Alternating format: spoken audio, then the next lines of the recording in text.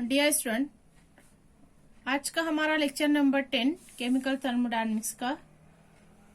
Lecture 9 में हमने देखा कि थर्मोकेमिस्ट्री क्या है और उससे रिलेटेड हमने एक्सोथर्मिक एंडोथर्मिक रिएक्शंस की स्टडी की और स्टैंडर्ड एंथैल्पी क्या होता है ये हमने देखा और इस केमिकल रिएक्शन इक्वेशन को किस तरह हम डिनोट करेंगे in the form of enthalpy, ये भी हमने लास्ट लेक्चर में कवर किया।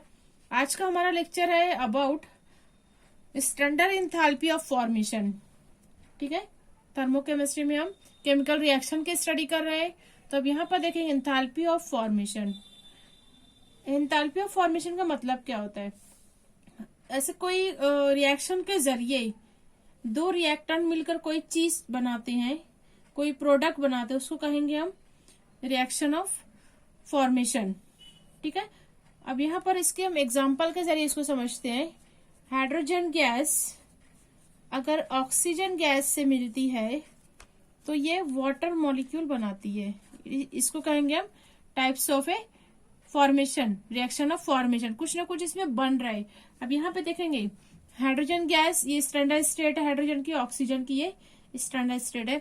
सबसे पहली स्टेप हम इसको स्टेट लिखेंगे, this two are gases state, two gases combined to form a liquid water. अब यहाँ पर इसके इस केस में, इस रिएक्शन में इसकी एंथैल्पी, चेंज इन एंथैल्पी और change in standard enthalpy of reaction is equal to -286 kilo joule, -286 kilo joule. ये इसकी फॉर्मेशन की, इस फॉर्मेशन की जो रिएक्शन की enthalpy, change in enthalpy of formation of this much. ठीक है, अब यहाँ पर इसको हम डिनोट करते हैं डेल्टा एफ, यहाँ पे स्मॉल सा एफ शो करते हैं फॉर फॉर्मेशन। ठीक है, अब यहाँ पर हम देखेंगे ये रिएक्शन बैलेंस नहीं है। ठीक है, 1 मोल ऑफ वाटर मिल रहा है प्रोडक्ट, लेकिन यहाँ पे जब हम देखते हैं हाइड्रोजन H2 यहाँ बराबर है, लेकिन ऑक्सीजन जो है वो इम्बैलेंस है। यहाँ पर 2 मोल है, नंबर ऑफ 2 एटम है और यहाँ पर 1 है। तो इसको बैलेंस करने के लिए अगर हम इसको ट्वाइस करते हैं तो हमको इसको ट्वाइस करना पड़ेगा, फिर यहाँ पर हाइड्रोजन भी ट्वाइस है, तो इसको अगर हम हाफ कर देते हैं, ठीक है, तो ये 2 कट जाएगा तो ये 1 हो जाएगा। Is that clear? ये बैलेंसिंग का आप लोग 11th स्टैंडर्ड में सीख चुके हो, तो अब इसकी सिंपल से आपको चेक करना है, how much on left side, how much in right side, कितने अमाउंट, कितने मॉलिक्यूल इधर मौजूद है, मोल्स इधर मौजूद है और कितने इधर मौजूद है। ठीक है, अब यहाँ पर हम देखते हैं इसकी स्टैंडर्ड स्टेट जो है, the enthalpy change for the reaction would be the standard enthalpy of formation of water. ठीक है, अब ये रिएक्शन इसको हम लिखेंगे F, that is -286 kilo joule. इसको कहेंगे standard enthalpy for the formation of water molecule. ठीक, तो अब इसकी हम डेफिनेशन देख लेते हैं। The standard enthalpy of formation of a compound is the enthalpy change है that accompanies a reaction in which 1 mole of pure compound in its standard state. ये क्या है? गैसेस स्टैंडर्ड स्टेट है।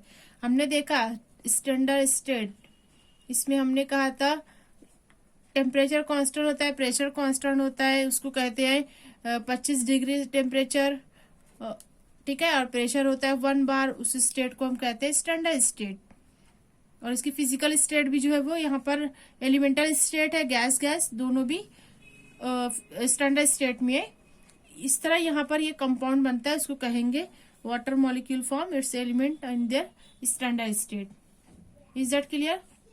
या फिर आप इसको और आसान तरीके से इस तरह डिफाइन कर सकते हो कि enthalpy, standard enthalpy of formation is nothing but the change in enthalpy, delta H लिखते हैं हम, change in enthalpy when 1 mole of pure substance is form. क्या बन रहा है? 1 मोल बन रहा है वाटर का, 1 mole of pure substance is form from its element in their standard state. ये किस में है? स्टैंडर्ड स्टेट में।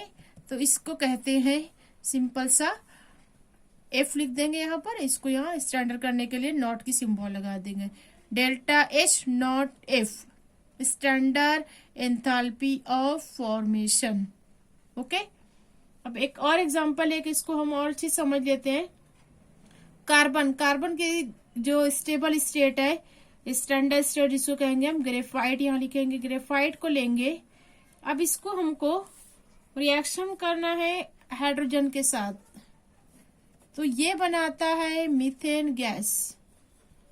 ठीक, अब ये गैस है, हाइड्रोजन गैस है, ये सॉलिड है, ये ग्रेफाइट लिख देते, वहां पे लिखने की जरूरत नहीं, सॉलिड। ठीक है, तो ये वही एक सिंपल सी रिएक्शन, यहाँ पे प्योर मीथेन मिलता है। इस रिएक्शन में डेल्टा आर, जो पहले हम आर लिखेंगे वही उसका एक्चुअल में फॉर्मेशन भी होता है, that is a 74.8 kilo joule per mole. ठीक है, सी यार, अब इसको बैलेंस करना है हमको। कार्बन, कार्बन एक मोल है, यहाँ पर एक एटम है, यहाँ पर 2 हाइड्रोजन या 4 हाइड्रोजन है, तो इसको सिंपल से यार ट्वाइस कर देते हैं, 2 × 2 4 हाइड्रोजन। ठीक, तो यहाँ पर आप देखोगे the formation of 1 mole of methane, it's standard state, right, ये स्टैंडर्ड स्टेट है, gas state, from the element carbon and hydrogen in their standard state in this. तो यहाँ पर हम डेल्टा एच ऑफ फॉर्मेशन क्या लिखेंगे, change in enthalpy of formation. अब यहाँ पर क्या बन रहा है, तो यहाँ ब्रैकेट में लिखेंगे फॉर मीथेन, दैट इज -74.8, वही होता है जो इसका रिएक्शन एंथैल्पी होगा, वही उसका फॉर्मेशन की एंथैल्पी होगी। ठीक है, अब यहाँ पे कॉन्स्टिट्यूएंट पार्टिकल जो है उनकी मदद से जो बन रहा है उसको हम लेंगे स्टैंडर्ड स्टेट में। यहाँ पर ये समझ में आ गया इस तरह रिएक्शन में। अब अगली एग्जांपल देखते हैं हम, और अगली टाइप देखते हैं, standard enthalpy of reaction from standard enthalpies of formation. ठीक है, ये छोटी छोटी टर्म है और कुछ बहुत मुश्किल नहीं है, थोड़ा सा बस समझने वाला है, याद करने में बहुत आसानी होती है, आप उसको लिख कर प्रैक्टिस कीजिए। देखेंगे ये क्या आता है, स्टैंडर्ड एंथैल्पी ऑफ फॉर्मेशन अभी हमने देखा। ठीक है, अब स्टैंडर्ड एंथैल्पी ऑफ फॉर्मेशन जो होती है वही एक्चुअल में स्टैंडर्ड एंथैल्पी ऑफ रिएक्शन होती है, बराबर कह सकते हैं हम, हमने दोनों इक्वेशन में देखा। तो यहाँ पर standard enthalpy of formation of compound are use to determine the standard enthalpies of reaction. ठीक है, अब यहाँ पर हमको अगर कैलकुलेट करना है delta H standard of reaction from, किससे हमको फाइंड आउट करना है, from formation, change in enthalpy of formation of a compound. तो इसको मालूम करना, मतलब इसके जरिए reaction, change in enthalpy of reaction के जरिए हमको फॉर्मेशन अगर मालूम करना है तो हमको 2 पॉइंट पर गौर करना होगा कि स्टैंडर्ड, मैं शॉर्ट लिखती हूँ, standard enthalpies of formation of an element is 0। Element is 0, इसका क्या मतलब होता है, जो हम स्टैंडर्ड एंथैल्पी लेते हैं delta H of change in enthalpy of formation, अब अगर मैं हाइड्रोजन की ले रही हूं तो ये इसकी रिएक्शन जो है, अगर हम सपोज हाइड्रोजन का अगर रिएक्शन कर रहे हैं क्लोरीन गैस से, ठीक है, या फिर सिंपल से हाइड्रोजन किसी उसमें यूज हो रही है, हाइड्रोजन गैस यूज हो रही है, H2 गैस यूज हो रही है, Cl2 गैस यूज हो रही है। ठीक है, और अगर एलिमेंटल कार्बन यूज हो रहा है, कार्बन यूज हो रहा है, तो इन तमाम के केसेस में इसकी जो वैल्यू होती है वो 0 होगी, that is equal to 0। Delta H of formation of carbon that is 0। ठीक है, कभी भी इसकी फॉर्मेशन की जो वैल्यू आएगी वो 0 होगी, ये इतना आपको याद रखना होगा। ये अक्सर प्रॉब्लम में आता है, कभी कभी दिया जाता है कि delta H of formation of element hydrogen और एलिमेंट क्लोरीन इज 0। ठीक है, सेकंड पॉइंट आपको माइंड में रखना है कि जो स्टैंडर्ड एंथैल्पी होती है, standard enthalpy of formation standard enthalpy of formation of a compound is equal to किसके बराबर होगी? अब ये क्या ले ली मैं, डेल्टा आर फॉर्मेशन ले रहे हैं हम, delta standard enthalpy of formation of a compound. ठीक है, अब यहां पर मैं लिख देती हूँ कंपाउंड, ये किसके बराबर? Is equal to its standard enthalpy, its standard enthalpy. यहाँ पे मैं क्या लिख सकती हूँ? H standard of compound, delta H change in enthalpy. ठीक है, enthalpy of formation, standard enthalpy of formation of compound is equal to standard enthalpy, ये स्टैंडर्ड एंथैल्पी है। ठीक है, अब इसके हम एक एग्जांपल लेकर इसको समझते हैं। जैसा कि हमने लिया था पहले, A plus B that give C plus D. ठीक, A of A B of B is gives C of C plus D of D. अब यहाँ पर रिएक्टेंट जो है हम कैसे मालूम करते हैं? Standard enthalpy of summation delta H of F formation is equal to, यहाँ पे हमको प्रोडक्ट लेना है, प्रोडक्ट माइनस रिएक्टेंट, इससे फाइंड आउट हो जाता है उसकी चेंज इन एंथैल्पी। ठीक है, प्रोडक्ट क्या है? हम लेंगे यहाँ पर C mole of C plus D mole of D, इसी तरह B mole of A mole of A plus B mole of B, इस तरह लिखते हैं इसको। ठीक है, ये पीछे हो चुका है कि heat of standard enthalpy of formation यहाँ पे है। सिंपल कॉमन रिएक्शन में भी इसको समेशन के उसमें यूज करते हैं। अब यहाँ पर ये जो बराबर है डेल्टा एच ऑफ फॉर्मेशन बराबर है डेल्टा एच के और सिंपल एच के, तो इसकी वैल्यू अगर हम पुट कर देते हैं यहाँ पर, इस एच की वैल्यू क्या लेना है यहाँ पे? Delta H. मैं यहाँ पे सिंपल वैल्यू रखती हूँ, ये सी को वैसे ही रखना है हमको, ये क्यू का नंबर ऑफ मोल से। अब यहाँ पे लिखूंगी मैं delta H standard of F and C plus D, वैसे ही लिख देंगे। एच की जगह क्या लिखेंगे? Delta H standard of F, D वैसे ही यहाँ पर लिख देंगे कैपिटल डी, इसको मैं एक ब्रैकेट में लिख देती हूँ, माइनस। अब इसका लिखना है आपको, क्या लिखेंगे हम? A delta H of formation of capital A plus B delta H of F standard of B. ठीक है, इसको हम एक ब्रैकेट में लिख देंगे। ठीक है, अब ये क्या है? इसको हम इन शॉर्ट क्या लिख सकते हैं?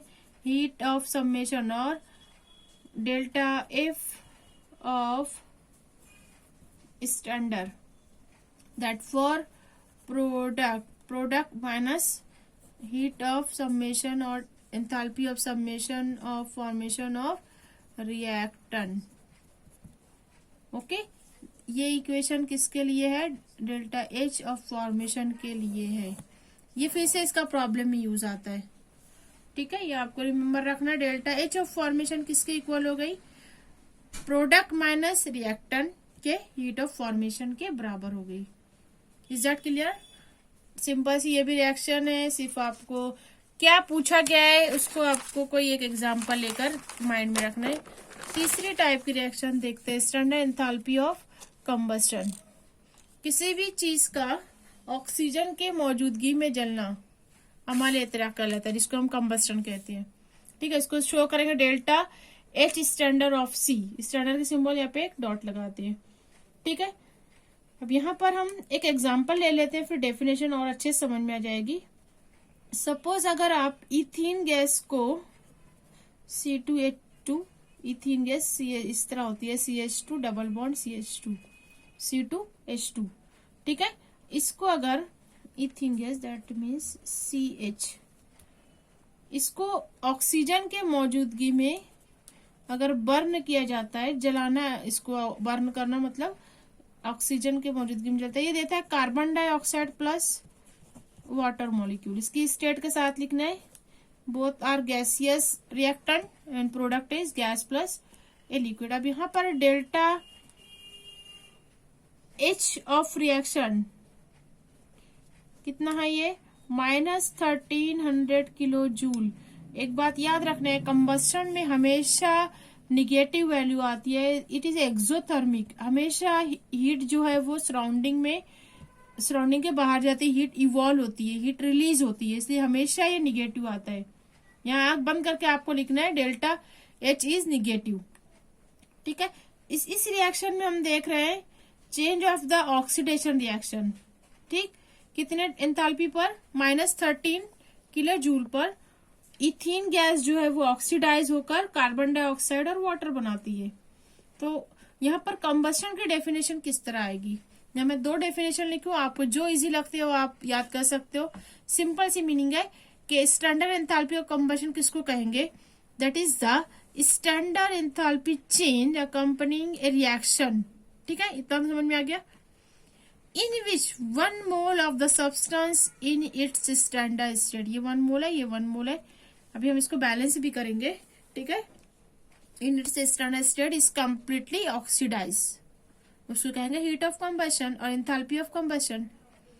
और इसको किस तरह सिंपल और किया जा सकता है, it is enthalpy change when 1 mole of a substance और एलिमेंट भी ले सकते हो या कंपाउंड ले सकते हो, ये कंपाउंड है, ये एलिमेंट है, in its standard state is completely burn.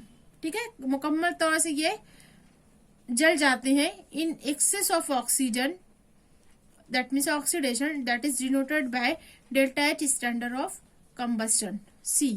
ठीक है, अभी आप इसको बैलेंस किस तरह करेंगे, कार्बन 2 है, this is 2 carbon, hydrogen 2, this is 2 hydrogen. अब ऑक्सीजन काउंट करेंगे, दिस इज 2, बट यार 2 इंटू 2 4, 4 प्लस 1 5 ऑक्सीजन है। ठीक है, यहाँ पर 2 है, मतलब यहाँ पर 3 ऑक्सीजन कम है। ठीक है, 2 इंटू 2 4, 4 प्लस 1 5 ऑक्सीजन। ठीक, इसको बैलेंस करने के लिए अगर हम यहाँ पर इसको हमको 5 अगर लेते हैं तो ये 10 हो जाएगा। ठीक है, तो अगर 5 का हाफ लेते हैं, 5 इंटू इस तरह 5 डिवाइड बाई 2, ये कितना है, 2.5 जाएगा। ठीक है, 2.2। अब इसको इस तरह भी लिख सकते हैं, 5 डिवाइडेड बाई 2 O2, 2 कट जाएगा, इस तरह यहाँ पर 5 ऑक्सीजन हो जाएगा। 2 इंटू 2 4 प्लस 1, राइट, इस तरह हम इसको लिखेंगे। This is the standard enthalpy of combustion of this reaction. ठीक है, आपके इसमें बुक में और 2-3 एग्जांपल दी गई है। मीथेन का दिया गया है, मीथेन को कार्बन डाइऑक्साइड के प्रेजेंस में जलाना, उसको आपको हीट ऑफ कंबशन निकालना है। सॉल्ड एग्जांपल है, आप इसको सिर्फ एक बार ट्राई करो, रफली आप इसको लिख कर इसको कोशिश करो कि खुद से आप इसको सॉल्व कर सको। यहाँ पर heat of combustion find out करना है, estimate the standard enthalpy of combustion, जबकि ये पूरा रिएक्शन में दिया गया है, आपको वैल्यू रख के इसको फाइंड आउट करना है। ठीक है, सिंपल सा मल्टीप्लीकेशन है, ब्रैकेट में रखना है, वैल्यू इसको फाइंड आउट करना है। ठीक, अब अगला पॉइंट है बॉन्ड एंथैल्पी, ये भी इससे रिलेटेड है, स्टैंडर्ड एंथैल्पी से रिलेटेड है, ये हम अगले लेक्चर में देखेंगे। तब तक के लिए keep studying. Okay, thank you.